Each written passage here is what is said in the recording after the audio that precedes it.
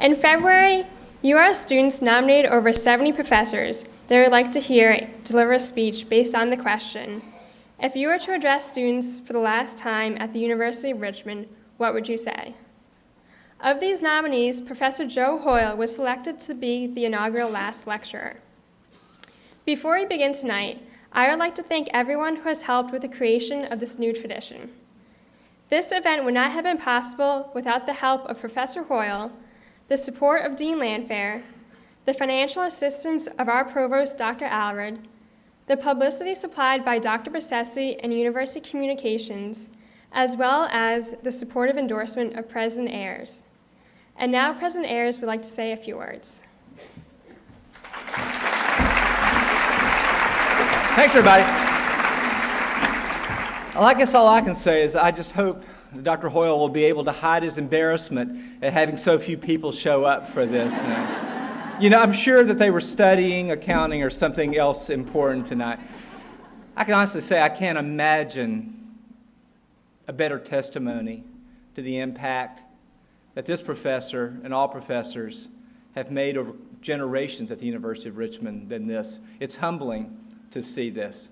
And I'm sure it's humbling to the people in the Rosenbaum room, too. I'd like to thank all of those who are in the overflow area. And thanks to a wonderful staff for getting that done so quickly. I thought that was great that we could make that possible. And it's pretty full in there, too. I don't want to speak long. I will just say that as new traditions go, this is awesome. This is the way to do it. As it turns out, I've given 2 last lectures in my life. I gave the very first one that we started back at my last school because I think they thought it was so ridiculous that somebody that young would have anything to say. And I predicted in 1990, I think, that, and there got a big laugh, that they would replace U-Haul finally with a facility to play basketball in at the University of Virginia. It seemed like such a ridiculous thing. And I was predicting my retirement there in 2020, or whenever it was supposed to be. But then, instead of retiring there, I left to come here. And they had me give my real last lecture. And it was really nice, but there were not people sitting in the aisles, and there was not overflow. And both those things were really important to me, and I had a sense of being connected to a tradition of the place. And my final story about this is I happen to know Randy Pausch, who wrote the best-selling book, The Last Lecture, that has made this sort of sweep the country. And Randy and I were both young professors together. And I remember him showing the very first time I ever saw a 3D environment came in there. This is before he went down to Disney and worked on that. And to see somebody have the impact that he had with his bravery as he was dying and giving the last lecture and reminding everybody, you should live every day as if it's your last lecture, your last day. What I love about this is that this is student-generated, alumni-supported. I've never seen the parking lot so full. People parking in my yard.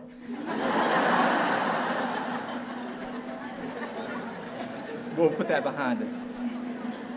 But this is what we've dreamed of. We dreamed of unifying events for the University of Richmond, and to have us unified by dedication of teaching, by the gift of teaching, by the love of learning, by the gratitude that people have for that. This is one of the nicest nights I've ever had at the University of Richmond. So thanks very much for letting me be a part of it.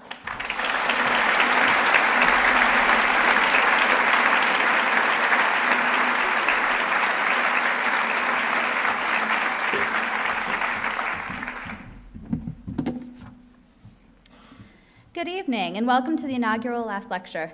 Christie and I are here tonight to introduce Professor Hoyle, an esteemed accounting professor with over 38 years of teaching experience.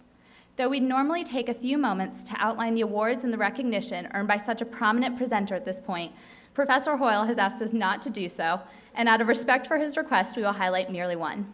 In 2007, Professor Hoyle was named the Virginia Professor of the Year, a particularly impressive honor. Before we describe our personal experiences and memories of Professor Hoyle's intermediate accounting classes, Christie and I would like to ask you all for a favor.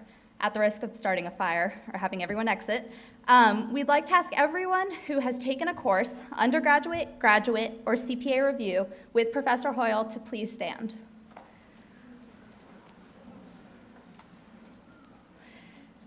Would anyone who feels they have in some other way been impacted by Professor Hoyle please stand? Look around, folks. The impact that this last lecture has had on this university and on this Richmond community is extraordinary and will undoubtedly continue to expand, as Professor Hoyle recently wrote a group of former students that he figures he has a good 25 years in front of him. He'll be here till he dies. But in thinking about our own experiences as Professor Hoyle's accounting students, Christie and I recalled the rigorous expectations, most notably methodical preparation for every class period, active participation, and a mature willingness to develop a thorough understanding of accounting.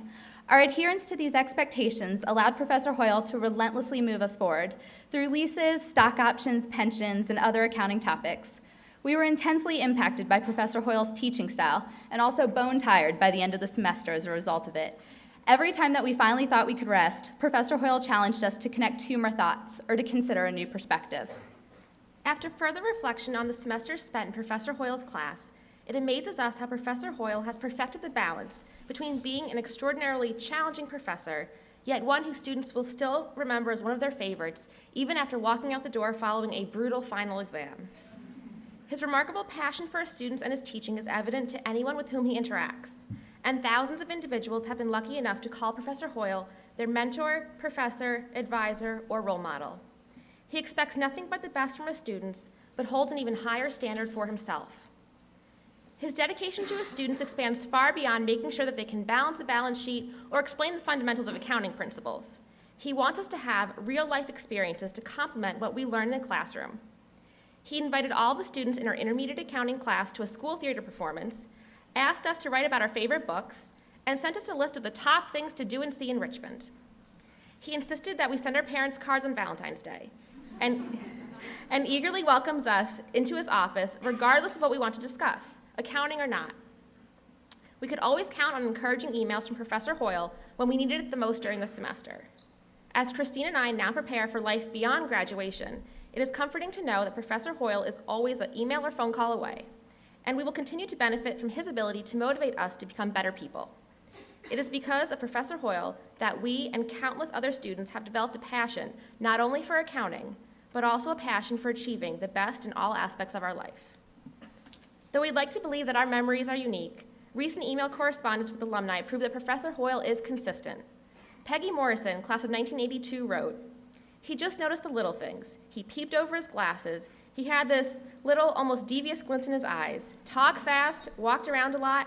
He noticed if someone got new glasses. He noticed if someone was keeping their head down to avoid being called on." All while regurgitating accounting FASBs or something. It made me wonder how he had so much firing off in his brain at one time. Bruce Willis, a member of the class of 1984, wrote, "He had an amazing capacity for work. He'd do so much prep for class, teach the review course on Saturdays, teach another review course down in Carolina somewhere, and still manage to write an advanced accounting book." Mr. Willis also wrote a summary sentence that Christie and I couldn't agree with more. An extremely dedicated professor that believed in us and constantly challenged us to be the best that we could. You, our students, have been so fortunate to have him for the past 30 years. And on that note, it is our honor to introduce Professor Hoyle as the inaugural last lecturer. Please join us in welcoming him.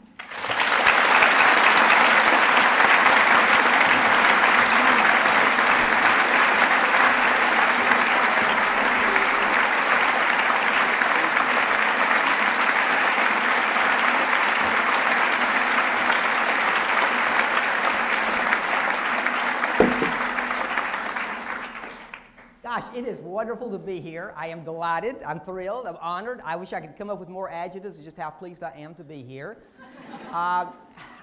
If you've been in my class, and obviously some of you, many of you have been in my class, you understand that I never teach with my coat on. So if it's not against the rules, I'm going to take my coat off. I really did want to make this as much like a typical class as I could without harming anybody, and that may be the hard part. So I'm going to throw my coat there, get that out of the way, and this puts us into the right frame of mind. If you've been in my class before, you know that I always give assignments. And I don't want anybody to jump up and leave. I have an assignment for you tonight. And so usually in my classes, I give the assignments at the beginning of class, but the assignment tonight is at the end of class. So whenever I get ready to dismiss the group when the bell rings or whatever, don't get in a big hurry. You do have an assignment, and I think you need to take it seriously. But I'm a teacher. What would I say? I want to thank Ms. Hadujic and Ms. Gio for such a neat introduction. I wish I was half that good, to tell you the truth. I realize that many of you are not from our campus, that you're from the community, and you may not know our students. You know, you can live in Richmond and not know University of Richmond students. Ms. Hadujic, Ms. Gio are, in my mind, the perfect representations of University of Richmond students. If you want to know what a University of Richmond student is like, these are two good folks to get to know. They are incredibly, incredibly bright people. I have never had a problem in my years here worrying about the students being bright enough. Just incredibly bright people. Secondly, Ms. Hadujic, Ms. Gio, all of the rest of the students work very hard. Now, they do play hard, as a pig roast will tell you, but they are incredibly hardworking. And if you take bright people and you work them hard, you can accomplish miracles. You can change the world. But there's a third characteristic I want to mention about these two and about all my students. They're just genuinely nice people. They mentioned that they can come to my office. Well, heck yes, I like talking with them. They're nice folks. They're fun to sit around and talk with. So if you're not on our campus, if you don't know anything about the University of Richmond, if somebody ever asks you about the University of Richmond students, the three things to remember: extremely bright, darn hardworking, genuinely nice people. I go off in the community, and people will talk to me and say, "Oh, you work over at the University of Richmond. What's it like?" Trust me, I never talk about the lake. I never talk about the gazebo. I never talk about the endowment. I never talk about the library. I talk about the University of Richmond students. And I tell people what it's like to work year in and year out with such talented young people. It will just make you feel good about the future if you do that. So before I even get started, I want you to understand that it has been a privilege for me. If this were my last lecture, thank goodness I got class on Friday. If this were my last lecture, I would tell you it has been a genuine privilege to work with these fine folks from 1979 through yesterday in class. And the way I have looked at this lecture, when I have thought about it, is as a celebration of just this relationship. Interestingly enough, when you were pouring in here, I was back in the library. There's a library back in this building, and they have old yearbooks. And as you were filing in, I was going through the yearbooks of 86 and 87 and 88 and remembering all the wonderful folks in those years. Those are adults now. I have trouble believing that. Those are adults now, but I remember them as 20-year-old kids, and it was just fun to do that. I also want to introduce you to three other students who actually put this entire program on. The only thing I have to do is to give a talk for about 45 minutes. My part's the easy part. You're here for one reason, and that is that three of our seniors took this as their project and did this. This has been the product of them, and I think you really should meet them. They are Erin Fields, who is a biology major, and she was the opening speaker here tonight, and she is going to do graduate works at Tufts starting next year. It is Sarah Latimer, who is a history major here at the University of Richmond, and Adrian Bitton, who is a Jepson leadership major. Those are the three people who actually pull this entire thing off. They only have one problem. None of the three were ever in one of my classes. Now, if you think about that, they might have some effect about why I was the one up here. I'll let you worry about that. The other thing, this is kind of a public service announcement. I know I have a lot of folks from the community here, rich alums and such. Ms. Fields is going to do graduate works at Tufts next year. But Ms. Latimer and Ms. Bitton don't have jobs yet. Now, Wouldn't you like to have somebody with the talent to do this? I mean, talk about college students. 3 college students did it. 2 of them are available for jobs. If you can, and I know it's a big crowd here tonight, if you can, you really ought to come up after the program. They're sitting right there beside President Ayers. You really ought to thank them for this. I think this is a wonderful tradition. In fact, when I was first asked to do this, you always start thinking of ideas. And I started out with about 20 different ideas about what I was going to speak on. And you get rid of an idea and get rid of an idea and get rid of an idea, and I wound up with 2 ideas left at the end. One of the ideas was to talk a little bit about William Faulkner. The other idea, since this was the inaugural event of this, was I was going to talk about Miss Fields, Miss Benton, and Miss Latimer and what they had done, because I was so impressed that they had actually created this. So I was faced with, do I talk about Miss Fields and Miss Benton and Miss Latimer, or do I talk about William Faulkner? Well, what happened was I finally chose William Faulkner. But I actually did start a lecture about them. And what I was going to say, if I had given that lecture, if I had done it, was that there is a disease at college campuses across America. It's at Harvard, MIT, Yale, NYU. It's called senioritis. And senioritis means that you work real hard for 3 years. And then the 4th year, you come in and you play out the clock. You kind of pretend to work, but you don't really, and you hope your faculty don't really notice that. And the faculty do notice that, but they're not sure what to do about it. Which is always such a shame, because you're only in college 4 years. Why play out the clock for one of them? One of the things that impressed me about these 3 folks was that they didn't have senioritis. They came back for their senior year, and they took the initiative, and this is what they created. There's plenty of people in this world who never take initiative. They wait for somebody else to tell them what to do. There's a few people, though, who make a real difference by taking initiative. And I was so proud of them for just taking the initiative and doing this. And that was one of the things, if I had given that lecture, I would have talked about. The second thing, if I had given that lecture, was that I'm always impressed by people who do excellent work. In this world, there are plenty of people who are more than capable of doing mediocre work. Mediocrity is everywhere. There's only a few people who go out of their way to do the job the right way. And you're here tonight because they did the job the right way. Again, I was just impressed by that.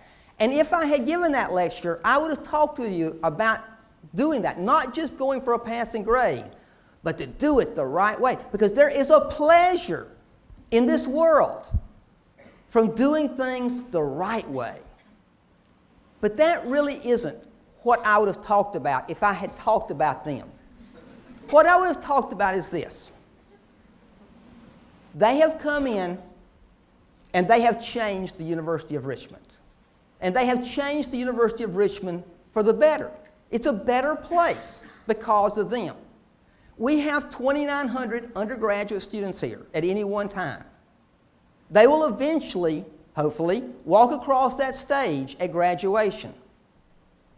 I would love to see every one of those 2,900 change this university for the better. We brought you here, we admitted you here so we could help you get an education.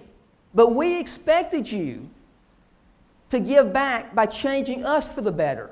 We need you to make us better. They have done that. They have changed the University of Richmond for the better. They can come back in 15 years and this program will still be going. There will be hopefully 10 times as many people at this presentation. I don't know where we're going to put them all, but there will be more people at that. They have changed the university. So I would challenge you, if I had given that lecture, I would challenge you, if you're a freshman, sophomore, junior, even if you're a senior and you only have 3.5 more weeks or whatever it is left, you change the University of Richmond for the better. You don't leave here without changing this university for the better. That's why we brought you here. It's a fair trade. We bring you here to educate you, but we expect you to make us better. So I got down to William Faulkner, Miss Fields, Miss Bitten, and Miss Latimer, and I finally said, you know, he won a Nobel Prize. They have not yet won a Nobel Prize. So he gets the lecture, but I promised them right now, as soon as they win their first Nobel Prize, everybody come back, I will give that lecture to you. I want to start, now the lecture starts. I want to start with a quote that's one of my all-time favorite quotes. One of my former students gave me this quote, a student from the class of 1982, and I have loved this quote for a long time. It does come from William Faulkner. Now, I think to understand this quote, you need to understand where it comes from, the backstory. William Faulkner was being interviewed for a magazine article. And the person doing the interviewing said, what does it take for an average writer to become a serious, respected author? Now, what impressed me about that was he was asking about a transition. How do you turn from being an average writer to being a great author?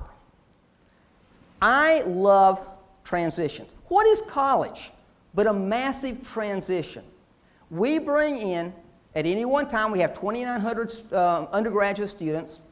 We bring in hundreds of high school kids. And we turn out in 4 years mature adults. Now that has got to be one of the greatest things that happens in our society.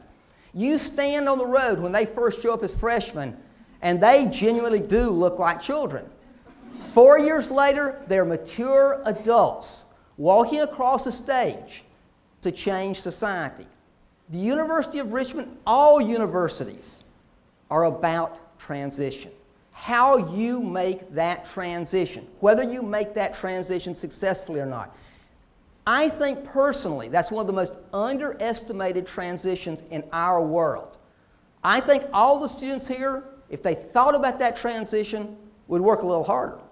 I think all the faculty here, if they thought about that transition, would work a little harder. So I'm a big believer in transitions. So when William Faulkner talks about making a transition from average to great, here's what he had to say. Always dream and shoot higher than you know you can do. Always dream and shoot higher than you know you can do. Don't bother just to be better than your contemporaries or predecessors. Don't bother just to be better than your contemporaries or predecessors. And then here's the line that I carry with me. Try to be better than yourself. And you can see why I like this line so much. It's all about making a transition. Coming in as a high school person and going out as a mature adult. We need, for each of you here, to try to be better than yourself. That's what college is all about. That's what we're trying to do here, is to get college to make that transition. But I'm here to tell you, I've worked with a lot of people. It is easy to do exactly the opposite. It is easy to be average. It's easy to hide in the crowd. It's easy to be mediocre. It's easy to run out the clock. It's easy to work for just a passing grade. Heck, that's the easiest thing in the whole world. But William Faulkner says, try to be better than yourself. Now, I believe in personal evolution. I believe in transition, so I would believe in personal evolutions. I think as a teacher, you have to believe in personal evolution or you'll go find another job. You have to believe that when you bring students in at the first day of the semester, that you will turn out somebody better at the end of the semester, that there will be a change. Heck, if there's not a change, what are you paying for? Whenever you walk into class, I believe that when you walk into class, It's my responsibility and your responsibility. As my students will tell you, I only take half the credit. It's my responsibility and your responsibility to be better when you walk out of the class. When you do an assignment, when you do anything, you need to try to be better than yourself. Now, that's easy for me to say. How do you do that? I always tell people that what we're trying to do at the University of Richmond is to make a transition from ordinary to great. That we want everybody who walks across that stage to be great. Not just the smartest ones, not just the richest ones, not just the ones who come from the right addresses. We want every single student who walks across that stage to have made the transition from ordinary to great. How do you do that? Michael Jordan, arguably the best basketball player in history. Someone asked him, how do you become a great basketball player? And Michael Jordan said, if you want to become great, if you run into a wall, don't turn around and give up. Figure out how to get over it, figure out how to get through it, figure out how to get around it. And I think that's a wonderful example of how you make a transition. Is you run into a wall and you figure out how to get over it, around it, or through it. If you never ran into walls, would you ever be any better? Of course not. It's the walls that make you better. You run into a wall, try to figure out how to get over it, around it, or through it. So if you're taking notes for the final exam, where are we so far? Well, first off, you know that I love transitions. I love the idea of pushing you forward and making a difference. That's the first thing I think we know. Second thing is William Faulkner gave the goal. Try to be better than yourself. And then Michael Jordan told us how to do that. If you run into a wall, don't turn around and quit. Don't turn around and give up. Try to get over it, around it, or through it. That only leaves one question, doesn't it? I got one more question and we can all go home. How in the heck do you get through that wall? I mean, isn't that what it's all about? Running into a wall and figuring out how to get to the other side. Because that's the transition that we're all trying to make. Now, I know most of you have been in my class, a lot of you have been in my classes at one time or other. Everybody seems to know that I never lecture, well, at least until tonight. I teach by asking weird, strange, odd questions. Up until 1991, I lectured about half the time, and I asked questions about half the time. And in 1991, I got a book from a student of mine, Jim Godey, who was at Harvard Law School, and that book changed the way I teach. And I have never lectured since 1991. I have just asked dumb questions since that time. Until tonight, I'm breaking my rules. So it would only be appropriate if I ask you some questions. Now, if this were my class, I would call you out by your last name and I would expect an answer. I can't do that tonight. Everybody who's in my class goes, oh, thank goodness he's not going to call on me. But I do have a few questions, and you have been wonderful to be here. So I would ask a favor of you, and that favor is, in your head, answer the questions. Okay? Here's question number one. As you think about the next year or two of your life, and you think about what you're going to accomplish in the next year or two of your life, what is the biggest dream that you have? The biggest dream that you have to accomplish in the next year or two. The thing that would really make you just feel great. Dan Lochner was a student of mine in Intermediate Accounting 1 in the spring of 2003. Dan was a good student, made a B+. After the semester was over, I was talking to Dan, and he informed me that he was going to drop out of school. And I said, you know, usually people who make B+ stay in school. It's the ones who make Fs that drop out of school. And Dan said, I want to set a world record.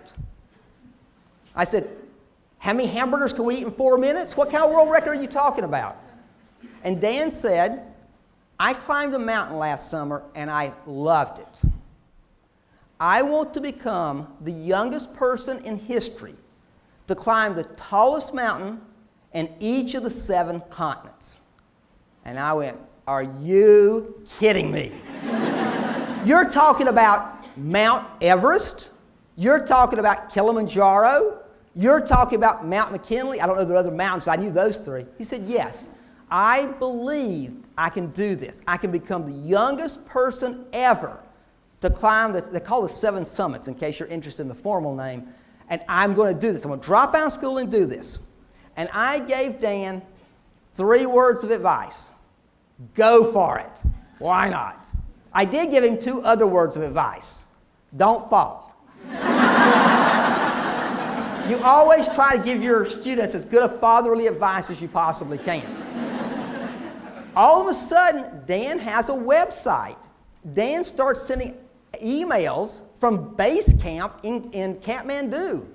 He's out there actually doing it. I'm still teaching intermediate accounting, and he's in Kathmandu climbing Mount Everest. He climbs Mount Everest. He climbs Kilimanjaro. He climbs Mount McKinley. He's going to make it. It's great. He climbs the one in Europe. He climbs the one in Australia. He's doing it. He's going to set the world record. He goes to South America. He climbs within 600 feet. That's about as far as from here to the back door, to the top. His asthma starts bothering him. There's no air up there. His asthma starts bothering him. A storm is coming in. He turns and goes back down. He decides it's not worth killing himself. He makes a good decision. He goes back down the mountain. Now, if that had been me, I'd have booked the next train back to Richmond and got back in intermediate accounting. Not Dan. Dan rested up, got his energy back, and back up that mountain Dan went, and this time he made it all the way. He got through that mountain. Unfortunately, that having to climb the mountain the 2 times threw him behind, and he didn't set the world record. But think about this. I don't know what you just came up with as your biggest dream, but that was his biggest dream, and it wasn't just a fantasy. If he could do that, couldn't you do that for your biggest dream? Now, if you've got a bigger dream than that one, see me afterwards. I'd like to hear about it, just out of curiosity. But if he could do that, couldn't you do your biggest dream? Now, those of you who have been in my class before, and this is the one thing I hear more from former students than probably anything else. Whenever I give a test back, I've done this since 1972, whenever I give a test back, I write the names of the top 2 or 3 students on the board because I think they deserve recognition. If I had a board up here tonight and I could write up here students that I have been proud of because they had a dream and they didn't just say, oh, it's too big a wall. There can't be many walls bigger than Mount Everest. I would write Dan Lochner's name way at the top of that list for just doing something that I thought was amazing. He followed his dream. And I think that's just wonderful. And I think you should think about that. If you want to make a transitions, it's hard to have transitions without dreams. Here's the second question. There's a few people in this room. Is there anybody in this room that you do not know? Well, of course, probably 2/3 of people you do not know. Here's the question. What are you going to do about it? That's a legitimate question. What are you going to do about that? There are people in this room that you don't know. What are you going to do about it? It was the fall of 1995. It was 4 days before class, and I was sitting in my office trying to get ready for my first class. And there was a knock on the door. And I looked up, and there was a young man there who's actually sitting in the back of the room now, who said, and I said, yeah, may I help you? And he said, yeah, my name is Terrence Wilson, and this is my very first day on campus. And I'm here to see my advisor, and my advisor's not here yet. And I wanted to come in, and I wanted to introduce myself. And I said, Mr. Wilson, come on in, have a seat. And he told me about Huguenot High School. He told me about being a cross-country runner. He had been on campus for a couple of hours, and he had already made me as a friend. Terrence wound up in 3 of my classes and was just one of my very favorite students. And he occasionally comes back and we have lunch, except Terrence, you haven't taken me to lunch recently. Teresa, I'm glad you're here. Let me ask you a question.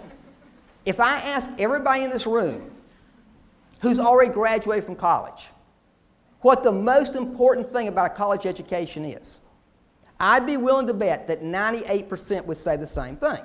The most important thing about a college education is the friends you make, without a doubt. They are the things that will go with you for the rest of your life. When you think back in 20 years, you won't remember me. I'd just be willing to bet it, but you'll remember your friends. Well, heck, if that's the most important thing about a college education, what are you doing about it? When's the last time you made a new friend? This is the most important part. When was the last time you made a new friend? Terrence Wilson walked into my office, had the nerve to walk in and say, "Hey, I'm Terrence Wilson. I'm new on campus." Now, there's a lot of reasons we don't make new friends. We're shy. We're aloof. We are. We don't necessarily like people who don't believe like we do. We don't necessarily like people who don't think like we do. We don't necessarily like people who don't look exactly like we do or don't seem to have the same economic background that we do. We can be aloof. That's a wall. That's a wall that keeps you from getting the most out of this college education that you have. Terrence broke that wall down. Heck, he walked right through it. I would urge you, if I don't do anything else tonight, I would urge you to go out and make some friends. I don't care how many friends you've got. Unless you've got 2,900 friends, you don't have enough friends. There are people to get to be known. That would be one of my challenges to you tonight. Don't be shy. Don't put it off. Make a friend. Third question. When is the last time that you genuinely did something that would be called a good Samaritan act? That you did something for somebody that you didn't know very well and wasn't a member of your family or friends. A good Samaritan act. Was it yesterday? Was it last year? Was it 2 years ago? When did you do a good Samaritan act? Summer Gathercole was a student in my class in the spring of 1996. Summer was taking intermediate accounting too, and Summer wanted to be an accountant. Really, seriously wanted to be an accountant. She took my first test, and she made a F. And if you're not on campus, F doesn't stand for fine and dandy. She made a solid F. Summer then came in and started working with me. Just to show you what a good teacher I am. Summer came in and started working with me, and we worked together constantly, and she took the second test, and she made a D-. So you can tell what help I'm giving her in this case. I don't think I've ever had a student who worked harder than Summer Gathercole did. She worked night and day. If I asked them to do 10 problems, she did 20 problems. She just worked terribly hard. And one of my proudest moments was she made a C in that course. And I was so thrilled for her because she worked so hard because she wanted to be an accountant.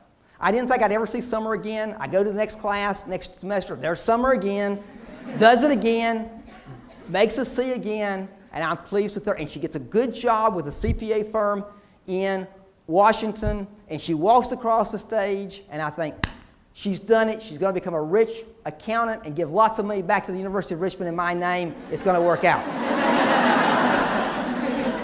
Summer, about a year later, Summer called me. And Summer said, and I knew as soon as she started talking, there was something was wrong because she was so apologetic. I said, Summer, let's just cut to the chase. What's the problem? She said, I'm quitting my job. I go, that's fine. Everybody quits the first job. What are you going to do? And she says, I came to Washington, and I started noticing all the homeless people here. And that bothered me. I wanted to help them. And I have decided to quit my job and go to work with a charity. And then I'm going to create a charity to help these homeless people get jobs. Because if they can get a job, they can pay for a home themselves. They don't need charity. They need jobs. And I said, Summer, don't be apologetic. I could not possibly be more proud of anybody even if you'd have made an A. I couldn't be more proud of anybody than I am of you. Go for it. Go out there and do that. You have found something worthy of yourself. And Summer has spent in a variety of charities since that time working with homeless and other needy people to help them get a boost up.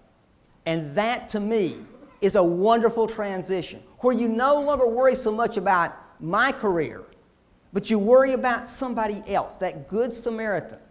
Now, I know what you're thinking. I can read minds practically. You're thinking, A, I don't want to go to Washington, and B, I don't want to help homeless people. That's not my style. I understand. We're on a college campus. We're in a mid-major city. There are lonely people on this campus. There are lonely people in the city of Richmond. Is there any way that you could give a helping hand? There are depressed people on every college campus. There's depressed people here. Can you lend a hand? Can you reach out for them? Can you be a good Samaritan? There are people who are struggling here. It happens all the time. Can you do that? I would challenge you. Wouldn't it be wonderful if the University of Richmond became known as a school full of good Samaritans?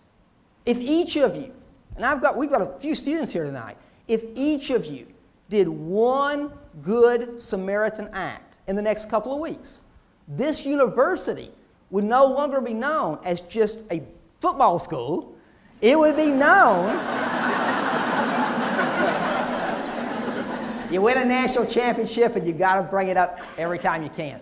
It would be known as a good Samaritan school, and that would be so wonderful. People from California to Texas to Wisconsin would know of the University of Richmond. If everybody here's a student would reach out, and you say, okay, where are these lonely people? Listen, we bring in several hundred freshmen every year. And you are a freshman, talk about lonely and homesick for a while. That's just part of the game. Can you reach out to those people? We bring in international students. They're thousands of miles from home. And they wind up talking to each other. They didn't come here to talk to each other. They came here to talk to you. Did that not kind of get through to you? Could you reach out to them and say, I'm delighted to have you here from Australia or Hong Kong or Spain or wherever. Could you be a good Samaritan? Because that's the way you get around those walls, when you start doing things for people who need it. Here's question 4. When is the last time that you did something that you got excited about? That you did something that you got excited. Now, I don't mean you watched somebody play basketball and you got excited about watching them play basketball. That doesn't count. I want you to get excited about something you have done. Carol Ann Conlon was a student of mine in the fall of 2005. Carol Ann was a very good student. Carol Ann was a little different. Most of my students are absolutely obsessed about getting a first job. You would think that nirvana is the first job, and everything they do is get that first job. And then they get that first job, and they call me back and say, oh, this wasn't nirvana, this is work. Carol Ann wasn't like that. She didn't seem much interested in getting a job. So when Carol Ann was a second semester senior, she was in my office. I said, so Carol Ann, you're going to graduate. Do you have any clue what you're going to do after the graduation? And she said, you know, I did an international experience in Ireland. I think I'll go back to Ireland, and I'll still get a job in Ireland. Now, you could tell she wasn't excited about this, but it was some way to kill some time. So I told her, as I tell almost everybody, go for it. Heck, that's fine. Go to Ireland and find a job. So I started getting emails from Carol Ann in Ireland. She got a job with Merrill Lynch, and she was in Ireland, and she probably started speaking with a brogue, and she was doing great, but she wasn't excited about the job. It was a job that paid, and she was there, but she wasn't excited. And I kept saying, this is not going to last. She's not thrilled enough about the job. Finally, I got an email from Pennsylvania. Now, Pennsylvania, I don't think is part of Ireland, so I figured she'd changed jobs somehow. So I said, Carol Ann, what happened? And Carol Ann said, I have quit my job, and I have become an unpaid volunteer. Now, unpaid means you don't get paid. I have become an unpaid volunteer. I am working 60 hours a week. I am sleeping on a floor. I am eating at McDonald's every meal. And I am working in the Hillary Clinton for President campaign in Pennsylvania. And I love it. This is great. I'm more than willing to work 60 hours for nothing in this. This is the thing I have been looking my entire life for. She was so excited. Well, as we all know, Secretary of State Clinton did not get nominated. So I was kind of curious what Carol Ann was going to do then because she was so enthusiastic about this. I started getting emails from New Hampshire, which is also not in Ireland. And I said, okay, we've moved to New Hampshire. What's in New Hampshire? And she said, I'm an unpaid volunteer. I'm working 60 hours a week. I'm sleeping on floors. I'm eating at McDonald's. And I'm working in the Jeanne Shaheen for Senate campaign. Because I want Jeanne Shaheen to become the senator from New Hampshire. And she sent me this wonderful clipping of Carol Ann in these weird sunglasses doing a puppet show. Now, I don't exactly know what the puppet show was about, but Jeanne Shaheen is a Democrat, and one of the puppets was George Bush. So I have an idea it wasn't a, gee, let's elect George Bush again puppet show, but I never asked that question. So the election's over. Then my question was, what's going to happen now? You can't be an unpaid volunteer forever. And I started getting emails from Washington, D.C. And Carol Ann had become the office manager for Senator Sheehan. And she had moved to Washington, and they had started paying her. And she was now excited and getting paid for it, the best of all possible worlds. So if I had a board up here, and I was going to list people who had really made a transition from being unexcited about life to a person who was excited about life, Carol Ann Conlon would certainly be one of the people I would put on that board. And I would wish for all of you, I know those of you who are college students go, what am I going to do in my life? I hope that you find something to be just as passionate about as Carol Ann did. That's what I really want for you. I don't care if you're an unpaid volunteer or not. Find that passion. Fifth question. When's the last time you did something that you would describe as bold? Now, I grew up in the 60s, and I will tell you, I believe virtually everything about the current generation is better than the 60s. Just almost everything. But I would hold you that I think we were bolder than you. I like to tell my friends in the 60s that this is a generation who really likes to color inside the lines. They don't get too bold. They like to walk on the sidewalk. They don't do things too bold. Christie Witkowski was the best student I've had in the last 12 years. Brilliant student. Spring of 2001, just a brilliant, brilliant student. She gets this wonderful job in a CPA firm in New York. Christie is going to become rich and famous because she's brilliant. A couple years ago, I get an email from Christie saying, I need a break. Now, if I said I need a break, it would mean I was going to Virginia Beach for a weekend and look at the surf. I knew when Ms. Witkowski said that she needed a break, that this could be something very, very odd. So I said, okay, Christie, you need a break. What are you going to do? And Christie said, I'm thinking about taking 6 months off, and I'm going to fly to India, and I'm going to wander around India for 3 or 4 months. You're going to wander around India for 3 or 4 months? Well, guess what? Very quickly, Ms. Witkowski loves to take photos. I have more photos of India than I have of my grandkids. I've got photos of India from top to bottom, here, there. She must have seen more of India than whoever the Prime Minister of India is right now. She was there.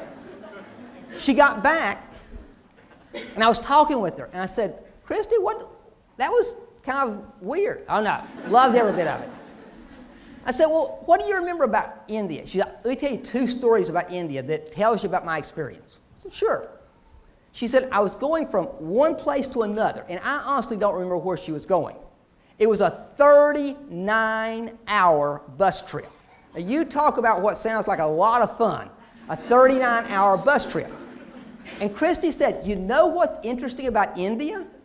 When you take a 39-hour bus trip, they don't stop for food. They expect you to take your food with you.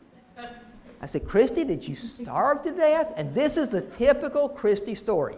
Christie said, oh no, I got on there and I started talking to people and they were just so wonderfully nice. And we talked and we had a good time and they shared their food with me.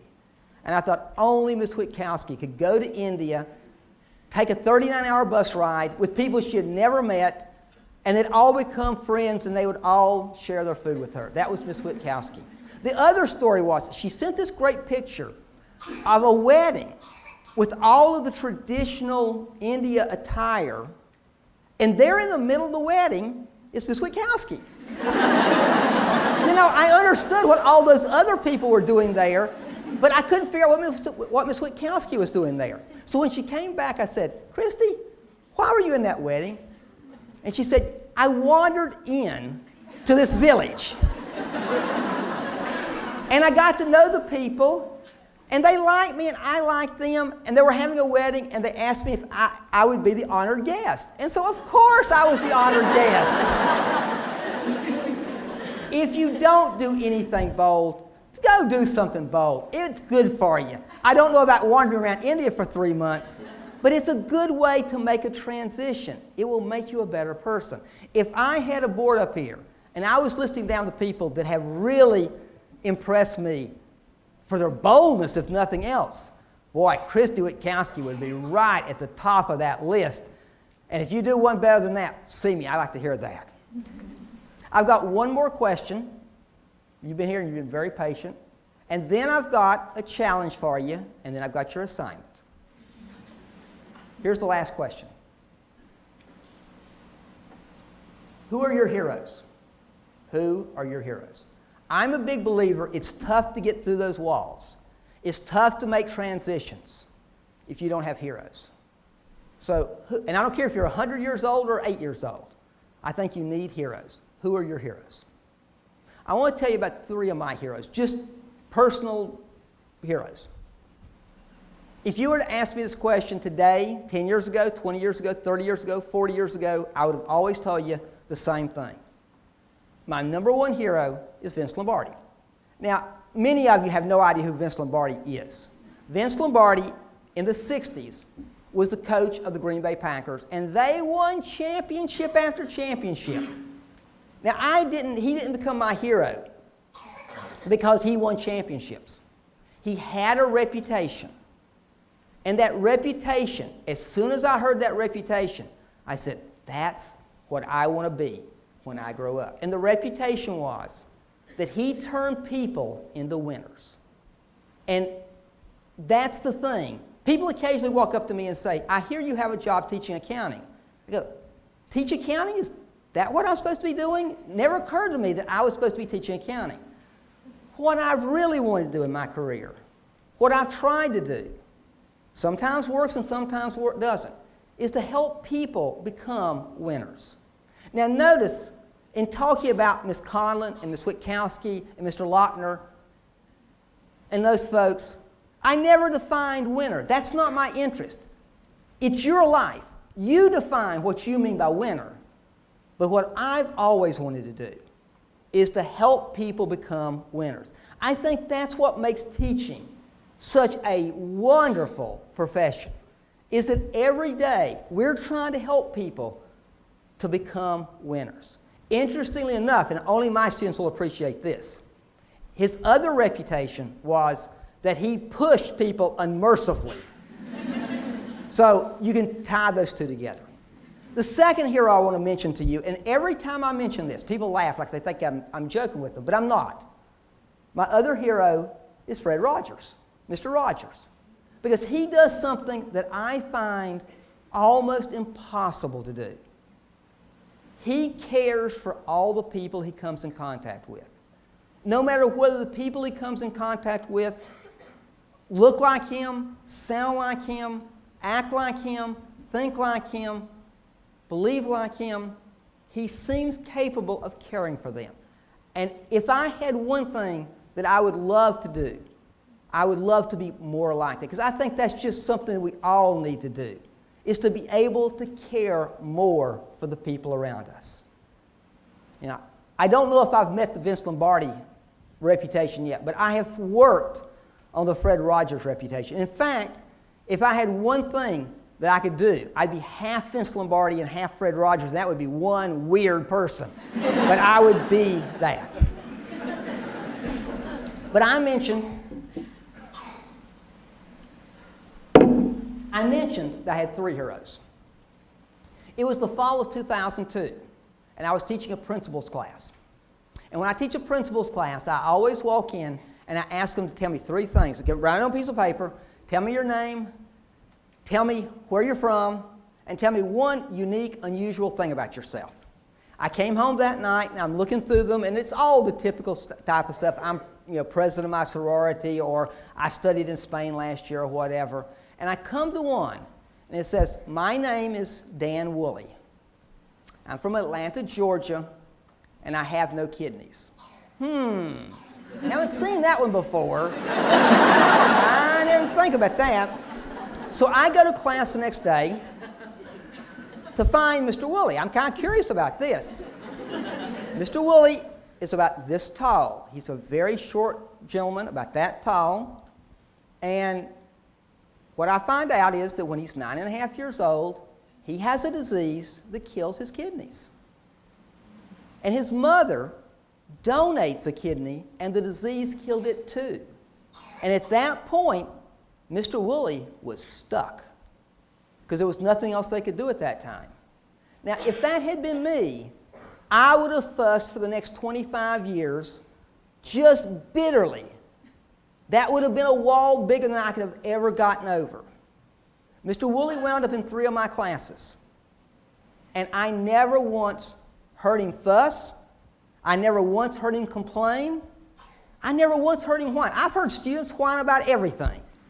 I never once heard Mr. Woolley complain about a single thing. He was the most popular student in the class. He was one of the brightest students in the class. Now, he had to be on dialysis a lot of time. What he was best known for, though, was he was the manager of the basketball team. And you'd go to basketball games, and you'd have all these 6'10" people, and then you have 4'10" Mr. Woolley out there with the Gatorade and the towels, and he would just run around, and he would give everybody, and everybody on campus knew him. He was a student who came here and made a difference. Unfortunately, 2 years ago he died. His body just wore out as far as I could tell. He was buried in Atlanta, Georgia. I wasn't able to go to the funeral, but a friend of mine did go to the funeral. And he told me that Dan was buried in just a lovely, beautiful suit, and he was holding a Richmond Spiders basketball jersey in his hands in the casket. He loved Richmond so much that he wanted to be buried with a Richmond Spider basketball jersey. Now, there are a lot of reasons that Dan Woolley could be one of my heroes. I'll start off with the fact that he loved the University of Richmond. I would wish for all of you students here, in your 4 years here, it's a great place. I hope you come to love it as much as Dan did. It's a great place. Spend your 4 years here, love the school. The second reason that he would be one of my heroes was he didn't whine. I mean, if there was ever a person who had a reason to whine and fuss and complain, he didn't do it. I got to know Dan well. He never brought it up. He just was part of life. He never brought it up. The third thing was that he made a difference here. When I talk about people walking across the stage who have made a difference, Dan Woolley made a difference.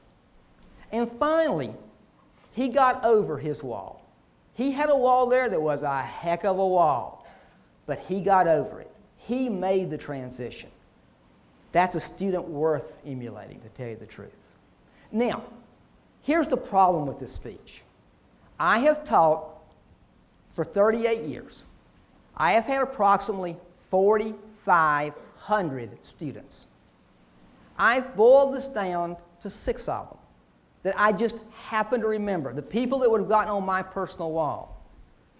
I would love to spend the next 3 hours telling you about hundreds of former students that have meant so much to me. And their stories, honestly, are just as fascinating as the stories I have told you.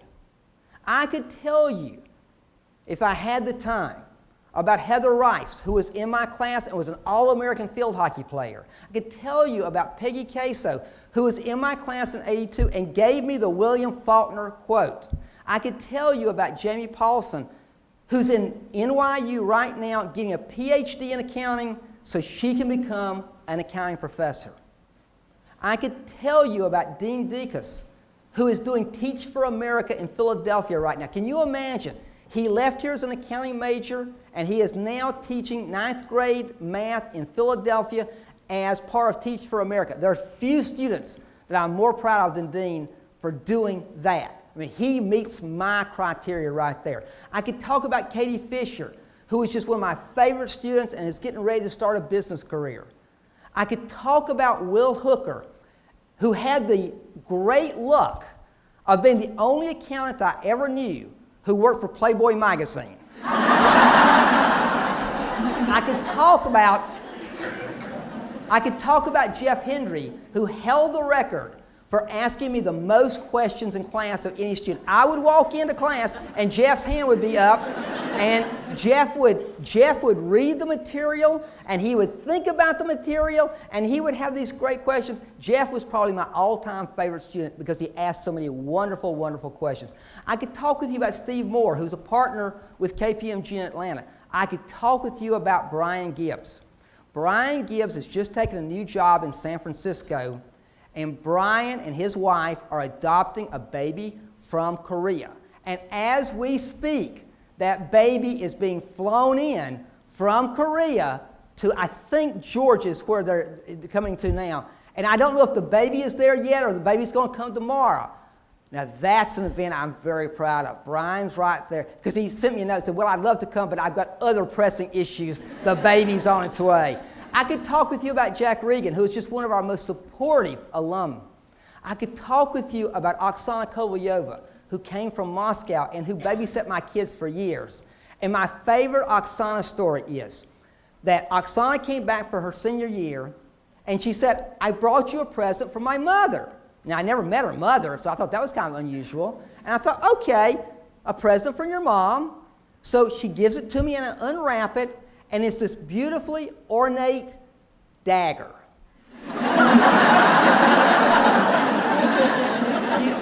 Have you ever heard about Rosencrantz and Guildenstern?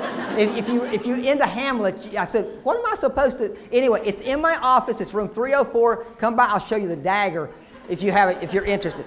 I would tell you about a student I had last year, Suhani Sangvi from Bahrain, who told me all about the wonders of Bahrain. She brought me the 7 sands of Bahrain.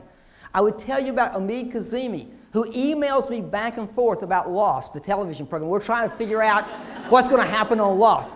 I would tell you about Sylvie Ho, who graduated here in 2001 as an accountant, went in to become an accountant, and who came back to campus in 2007, a member of the Air Force and a dentist.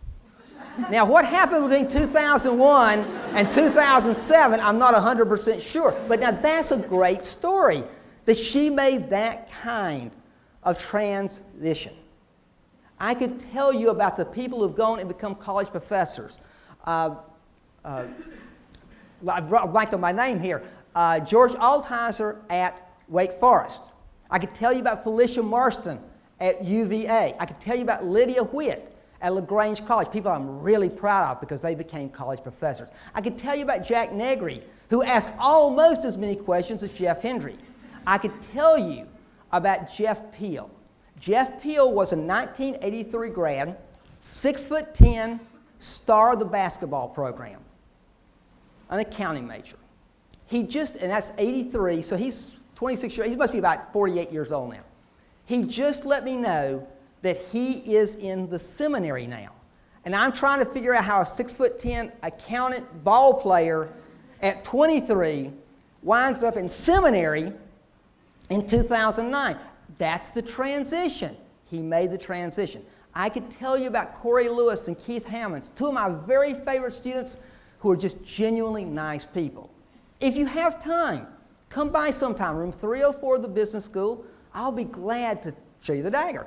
Come by and I will tell you, because that's what's made this job so wonderful. It's not been the accounting. As much as I enjoy accounting, it's been the students. Now, I told you, you've been very patient. I've got a challenge, and I've got the assignment, and then you can go and you can start studying for class. Here's the challenge. You're all extremely talented people. You're some of the most talented people that God ever created. I have worked with so many of you, I'm telling you the truth. You may think that you're average, that you're ordinary, but you're not. You're extremely talented. With talent, there's responsibility. Society needs you to be better than yourself. Society needs you not to be satisfied with running out the clock. Society needs you to get on the other side of that wall. What I would challenge you to do is to think of some way that you can be bold enough or have a dream enough or have a hero or whatever, that you come up with some way that you're going to make a difference in this world. And then I would tell you to go for it. Because I think that's what the purpose of your being a college student is all about, to make a difference.